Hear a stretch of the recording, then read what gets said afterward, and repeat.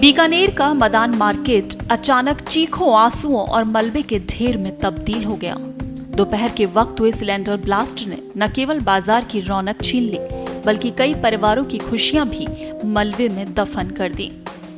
रोज की चहल पहल वाली गलियों में उस दिन सिर्फ अफरा तफरी, दहशत और टूटती उम्मीदें थी। मिल गया क्या मेरा भाई?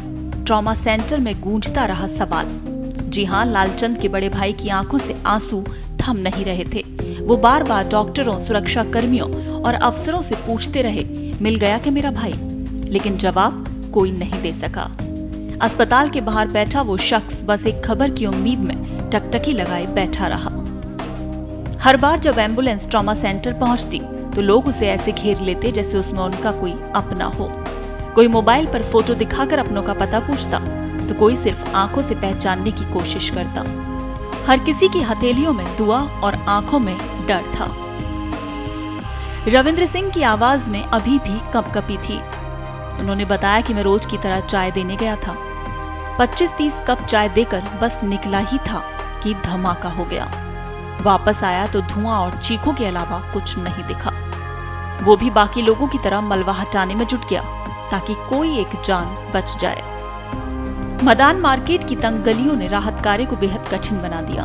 जेसीबी और हाइड्रा जैसी मशीनों के लिए जगह नहीं थी, लेकिन पुलिसकर्मी, स्थानीय लोग और व्यापारी अपनी ताकत से मलबा हटाते रहे। जुगाड़ के सहारे ही राहत और बचाव कार्य चलता रहा। बाजार के आसपास रहने वाली महिलाएं अपने बच्चों को लेकर घरों से बाहर निकल आईं। बच्चों की आंखों में डर और चेहरों पर सन्नाटा था। जो जगह उनके खेल का मैदान थी, वो अब खौफ का चेहरा बन चुकी थी। क्योंकि ये तंग इलाका है और बीच में ये दुकान जो पूरे कॉम्प्लेक्स के बीच में थी, तो इसकी एंट्री पॉइंट पे एक ही थी।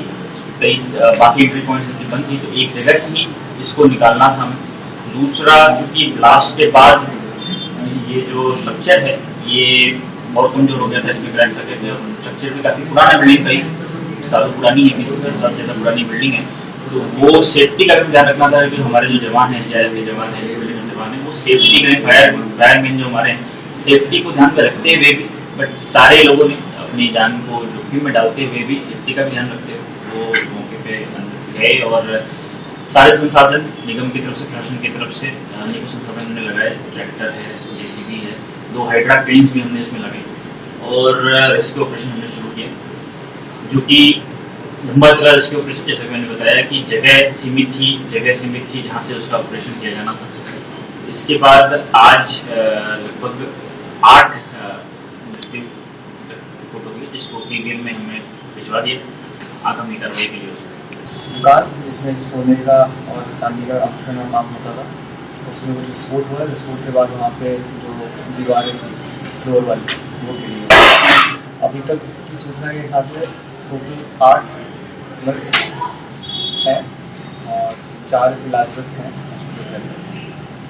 लापरवाही इसके अंदर किस तरह से वो घरेलू सिलेंडर या फिर इंडस्ट्रियल सिलेंडर यूज कर रहे थे, उस पर भी देखना है। और एक कोतवाली थाने में मुकदमा भी दर्ज। उसके बाद हम यहाँ आए, हमें सरफेस पे 2 विक्टिम मिले और उसके बाद सर्च करने पे हमने यहाँ से टोटल 16 विक्टिम निकाले, जिनमें से 6 डेड बॉडियाँ निकली है और 10 जिंदा व्यक्ति निकाले थे, घायल थे। उनमें से 2 की इलाज के दौरान हॉस्पिटल में मृत्यु हो गई। इस प्रकार से टोटल 8 जिंदा और 8 घायल व्यक्ति को